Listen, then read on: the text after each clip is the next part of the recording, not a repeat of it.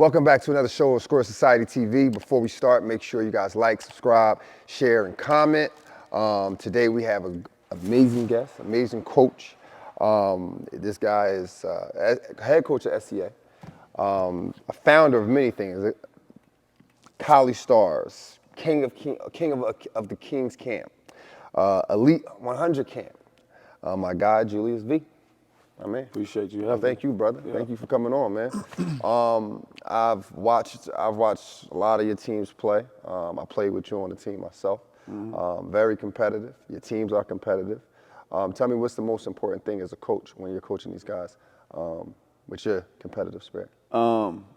Making sure they know that we care. You know, from me and the other guys on our staff, making sure our players know that we actually care about them and are coaching them hard for them to be the best they could be, whether that be as a player or a person. Right. You know, I think that's the biggest thing is winning your guys over and making sure they know that you care. That's good, bro. So one of the things I know that's really hard for coaches, especially, coaches who coaching a lot of talent, is the ego. How do you manage the ego? Because all these guys are, all capable of scoring over 20 points, but you got to be able to let them know, hey, it's one ball. Yeah, I think for us at the prep level, when we go through like the recruiting process, I don't lie to nobody we recruit. I tell them what it is. For example, we've had, I think, 39 or 40 guys go Division. I think 40 guys go Division I in 3 years. Right. So when we recruit players, we let them know the amount of talent we've had in the past. And obviously, if you do the math, if you got 39 guys going Division I in 3 years, or 40 or whatever, that means you have several guys coming off the bench that are Division I players. Yeah, absolutely. So we use two words when we recruit, and that's humility and maturity. We feel like in order for us to get the right guys, they have to have humility and maturity. Right. And that's obviously kind of hard to find at this stage. Yeah. You're dealing with teenagers. But if they don't have those things, they're striving to have maturity and humility. They're willing to learn, and their village supports what we believe in, which is humility and maturity, right? And the reason why we say that is because obviously this thing requires sacrifice, and it requires you to think bigger picture, right? You got to have, humility in order to be coached. You got to have humility in order to understand the bigger picture. You got to have maturity in order to understand the bigger picture. So when guys come to us, it's not about you scoring 20 points a game. It's about you getting pushed every day and competing against measurements that translate, athleticism that translates, and talent that translates to the level you're trying to go to. Right. It's no different than if you're in school. I'm not going to take, let's say, remedial math if I'm elite in math. Correct. You know what I mean? You're going to do the things on a daily basis that's going to challenge you and prepare you for the next level. So we're very real with everyone. Like, we tell guys, you're coming to us to develop and get better. Absolutely. And that's really the main thing. When you recruit players, what are you looking for as far as talent and character? I'll go to the character piece second. The talent piece is like we talk about pass, dribble, shoot. Now, obviously, if you have a kid who runs like a gazelle and has, plus size and length and measurements or whatever and athleticism, they'll have a little more wiggle room if they can't, make plays out of ball screens or think and compete at the same time. Because we understand guys are not going to be perfect and you're going to have to develop guys. So there's several kids that maybe come in to us that can pass and dribble but can't shoot, or can shoot but can't pass or dribble, right? You find that, and obviously we got to do our job and coach them. But our staff, we have like a grading system where we give guys X amount of points that we're recruiting on based on what they can do. And the standard is whatever alumni we've had that we felt like was the best at that. So like Isaiah Sellers at USC, he would be, let's say we give, I forgot what it is, like 4 points for shooting. That's the standard. If they shoot it like him, that's 4 points. Anything below that, you know what I mean? Yeah, that makes sense. Yep. And we talk about that type of stuff. And then to the character piece, that's the hardest part because we do that as well on the character side, right? We felt like, I'll give Isaiah Sellers an example, like when it came to character, elite, right? Let's say that's worth 5 points, it's 5 points. Jackson Kohler. Walk in the gym, shake everyone hands type of guy. When you talk about competitive, Jackson Kohler at Michigan State, elite. Let's say we get 4 points for competitiveness, right? That's the standard, you know? So the reason why I say the character piece is hard because you might go see a kid and he might play well the 3 games you see him. Right. His character not tested. Yeah, He's happy, he's scoring, he's winning, whatever. You don't get to really see the real character until, you know, something doesn't go that guy's way, right? Yep. Big fact. And again, let me say this, like, they're kids, right? Let's not even say kids, like adults, they make mistakes. You may do something that is low character, right? Right. And you may look back at it like, man, I made a mistake. I do that. You know what I mean? But they just have to be bought into wanting to, you know, develop their character. Absolutely. You know, so and the crazy thing is, man, there's been several college coaches that have placed kids with us that they felt like we would be good for them to prepare them for college, and rather that be character or basketball. So I've taken guys that I knew were going to be a tough assignment, you know, but I do well with guys like that. Like I said, I have good relationship with all our kids' families. So, yeah, that's really how we kind of recruit, you know, and obviously for us, like, if you can't play, you know, at a big time conference or play, you know, high level basketball at the college level, you probably can't play here. You know what I mean? Yeah. It's not an arrogant thing or whatever, but that's just what we're looking for, guys who can play at the highest level, you know. So have you ever walked in the gym and saw and got a lead on a player and his character was so bad that you had to walk out? Is there anything that a player can do to make you be like, you know what, man, this ain't it? It's crazy you say that. That has happened, kind of. I'll tell you off film exactly who it was. That's the funny thing. But that has kind of happened before. But again, like, I'm not perfect. Right. You know what I'm saying? So I always give guys the benefit of the doubt. There's been situations where it's kind of been where I was like, but I talked to ourselves like, man, let's hear this person out. We don't know what they going through, you know what I'm saying? Yeah. A lot of kids is environmental casualties. Like, CY told me that in Missouri, assistant at Missouri, like, that kid may be different in your situation. He might just be doing what his environment is. Fact. You know what I'm saying? So I try not to judge or try to act like, bro, I make mistakes on the regular. You know what I'm saying? So, but we definitely prefer not to have to do a lot of heavy lifting when they get here. But this the job I signed up for. Right. So to me, I would be wrong to just straight up say like, oh man, we gonna X a guy out. But we definitely have had red flags with dudes and kind of like, I don't know. But majority of the time we hear what's a red flag a player can give you? Man, to be honest, the first red flag is the parent. The parent. When I'm seeing a parent 40, 50 years old plus and just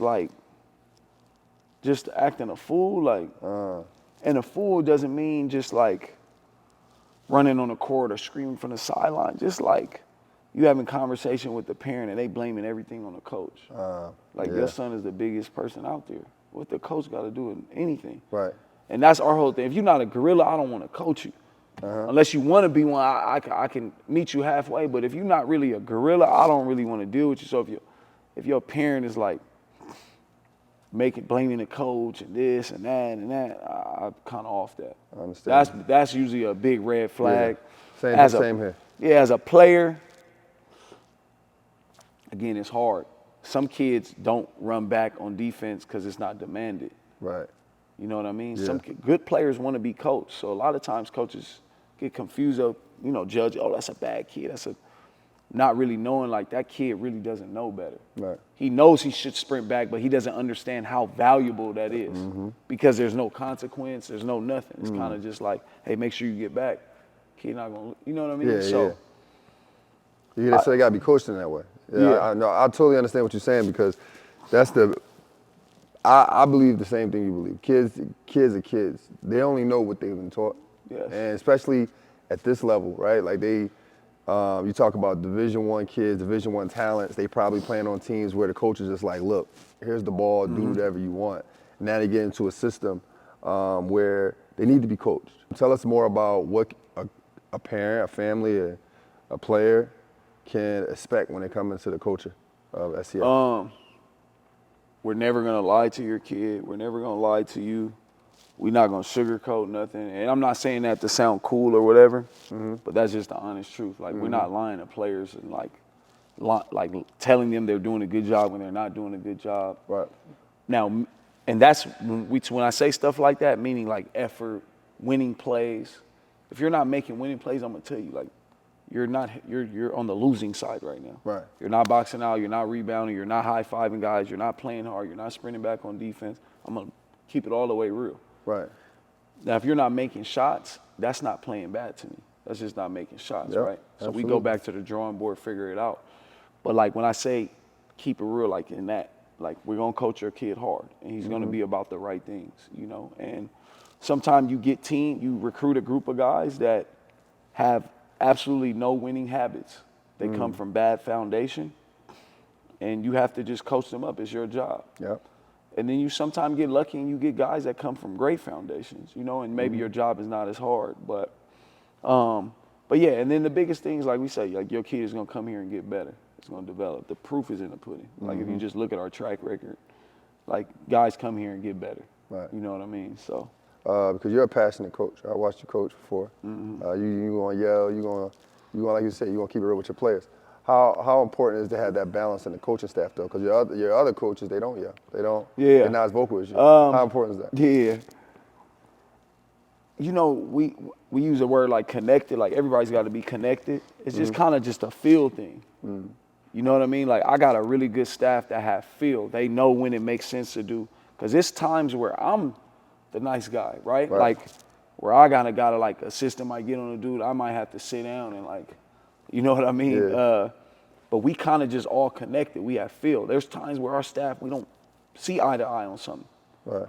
I'll give you an example. We just played in Jersey in the Metro Classic. We won the game. It was a competitive game. We're playing against a really good team, Phelps School out of Pennsylvania.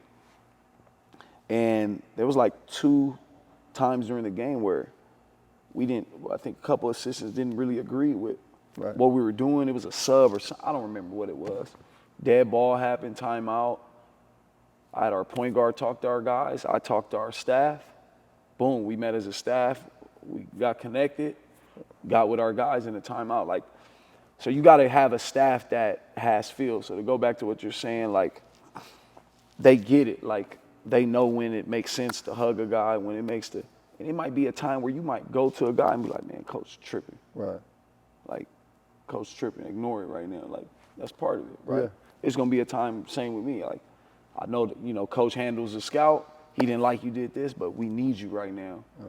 Whether it's your fault or not, you tripping on something that don't even matter long term for what we really trying to do right now. We need you right now. You know, so it's just being connected and having that feel. Right. You know what I'm saying? So, but like we got a really good staff that get it, you know, and I'm not the easiest guy to work with just because, you know, I feel like I work so hard and like, I don't like if somebody trying to play me.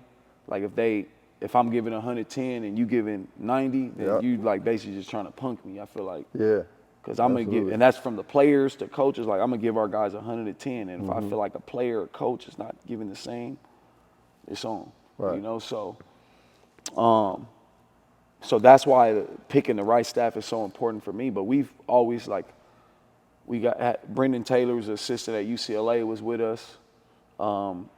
Martinez Rubicus, who's at High Point on their staff, was with us.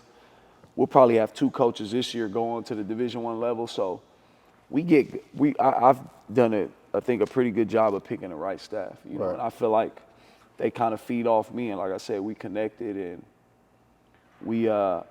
I think a lot of success we've had is because of our staff. You know, so.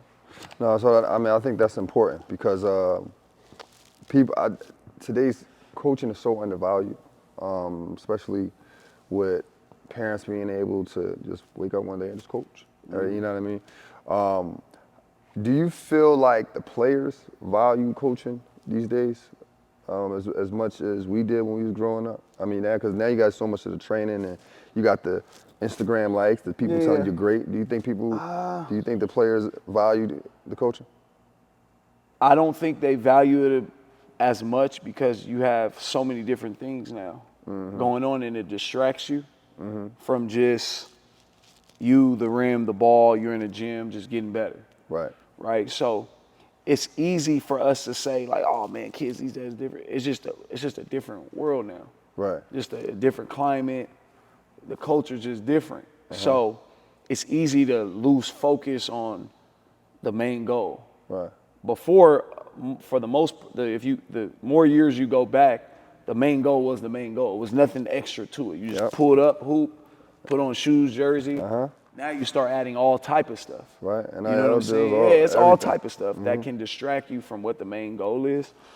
So I think the kids that really value coaching usually come from good homes. And when I say good homes, I don't meaning you come from money or whatever, but just good home. You have good foundation, good mom behind you that's pushing the right things, or your granny or your dad or whatever that's pushing the right stuff.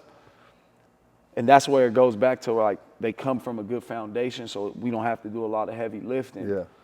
And sometimes that doesn't happen, right? And then you have parents that are great parents as far as being supportive, but they don't have a sports background, so they can't really understand the value of coaching, or can't really understand like, no, in this situation, you got to hold your kid accountable. It's not the coach. Absolutely. You know what I mean? And it's not the parents' fault, right? Because I'm not going to say like, we was just in Atlanta before New York, and I was talking to a kid on our team's dad, and I was telling him like how happy I am when I come in the lobby and I see all these dads and parents of our kids. That makes me so happy, right? Like these some good parents. Rather they do a good job of giving them good information on how to handle basketball stuff or whatever. They're good parents. They love their kid. They're here. And most coaches don't want that, right? Most coaches, they want the single mom who's not showing up to anything because it's less headache, right? But for me, as I've got older, I've learned how to deal with it. But to go back to your original question, like, I think it just comes down to the parents on if the kid's gonna value coaching or not. You know? You ever have a time when a parent was overly supportive to the point where they're trying to tell you how to do your job? Yeah, for sure. How do you handle stuff like that? On the regular. How you handle that? Well, first I always give people the benefit of the doubt. First I'm understanding to it. Like, I respect that you love your kids so much. I respect it. I respect it. I expect you to have more maturity. Absolutely. But at the end of the day, I respect it. You're not a criminal. You're not running out on your kid. I respect it. I love it.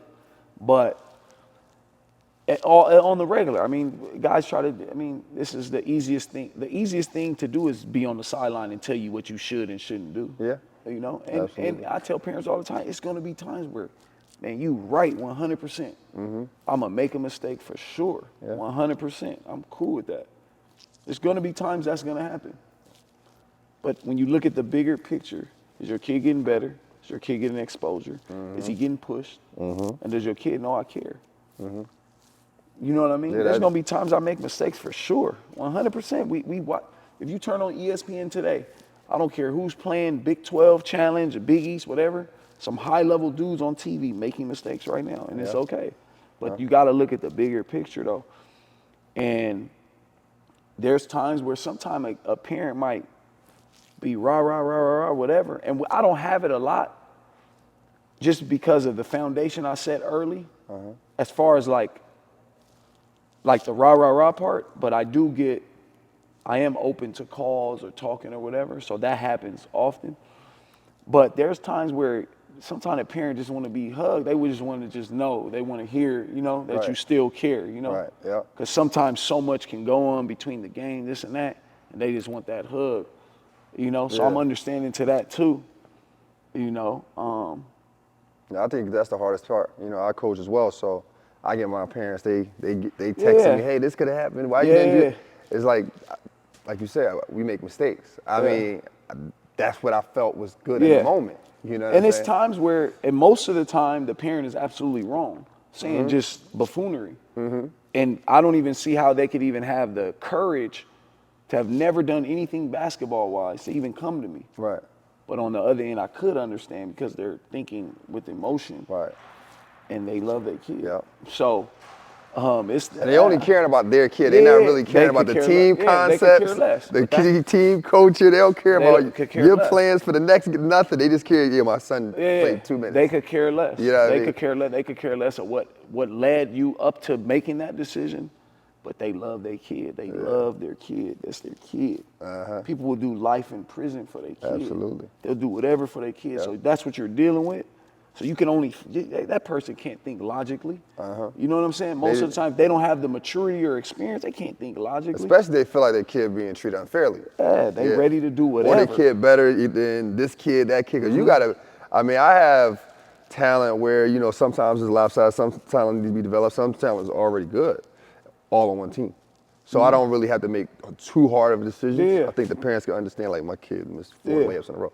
But you got, like, top Division I players, guys going to pro, so you got a hard job. Yeah, and the cool thing is, what I will tell you is, like, I got such good relationship with our dudes that a lot of times when their parents start tripping or whatever, or making the kid kind of like, once they kind of tell them, like, you tripping, like, you know what I mean? Like, you know, but it's youth sports, like, that's just, you know, it's part of it, and that's kind of just what you sign up for, not even at just the youth level, college. Man, I've heard crazy stories even in the NBA, where parents still, even at that level, like, might say something on Twitter or, you know, different stuff like that. But at the end of the day, like, I feel like we set a good foundation and a standard, and I try to set as many boundaries as possible. But I know sometimes I'm gonna have to hug a parent. Yeah, absolutely. You know? Do you ever want to coach at the next level, college, NBA? Man, when I first got into this, college coaching was like one of my biggest things, and I've had some really good opportunities to do it.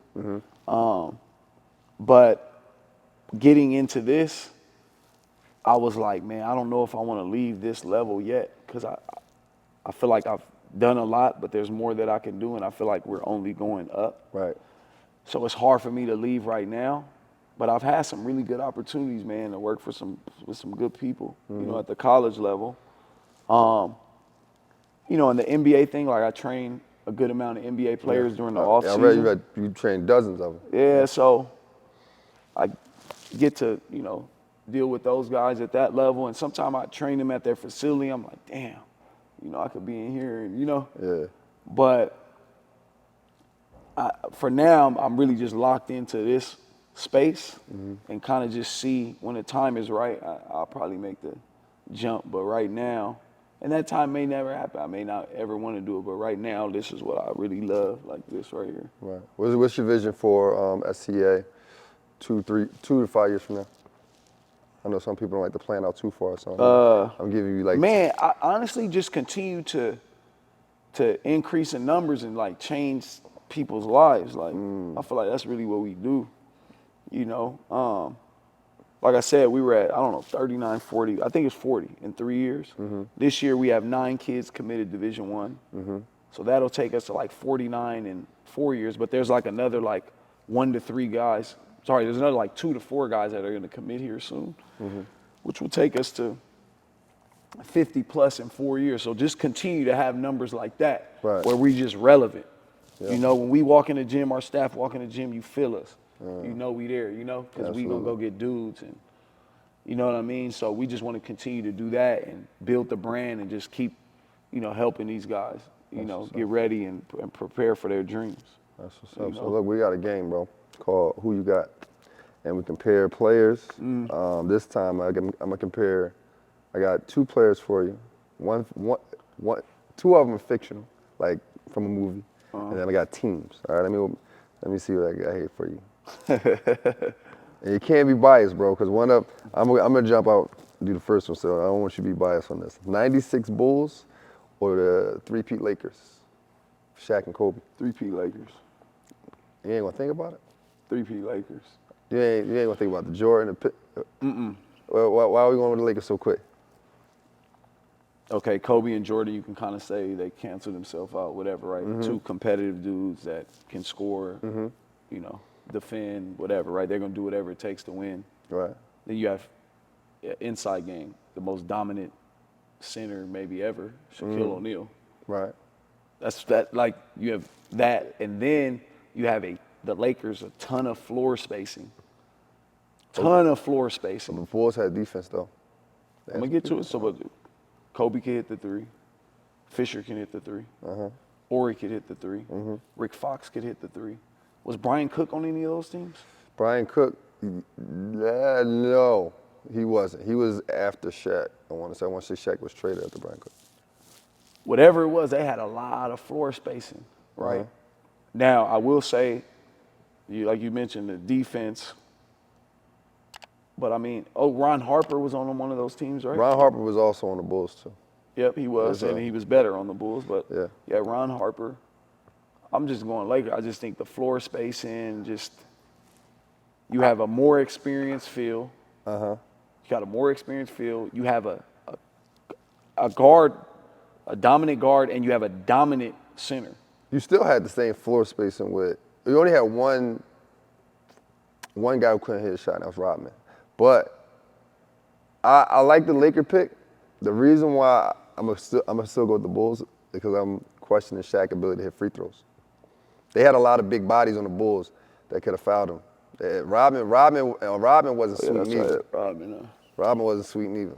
So I mean, that Bulls team was ridiculous, but. Yeah. And remember, I grew up watching the Lakers. I told you he was gonna be biased. So, and it's LA too. Coming. And it's LA too. But, I knew it was coming. But that's a good one though. Yeah, bro. Comparing those two. But I know you got Rodman on the floor, Pippen, Jordan. That's nasty. Nasty, bro. I'm gonna let you go with the Lakers. 6 man. Lou Will or Jamal Crawford? Sheesh. Dang. I don't want to offend neither of them.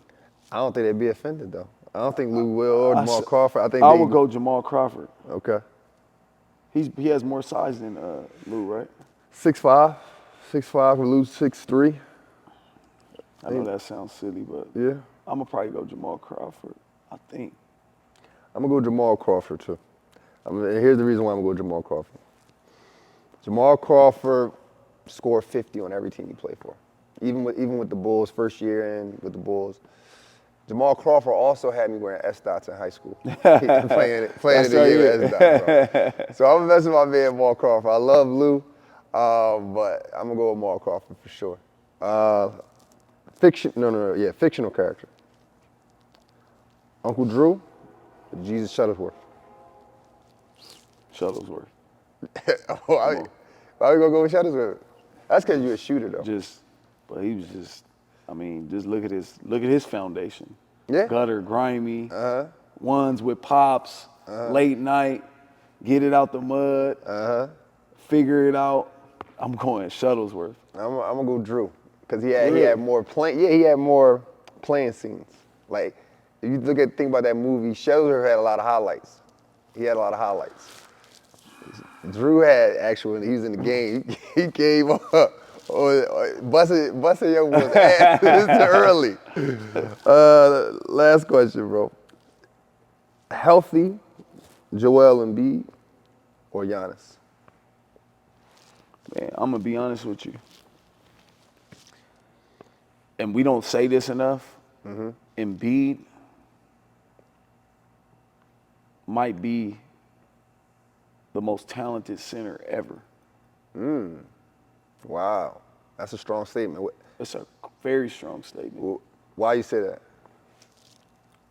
He can do literally every single thing, and he's a good athlete for his size. Very true. Like, he can literally do every single thing. Back to the basket, face up. He can pass. He can hit jumpers. Like, he can literally do everything. Super crafty and creative with the ball. high IQ, elite feel. Like, but it's just when you say that injury piece. Yeah. So you take him over Giannis for sure.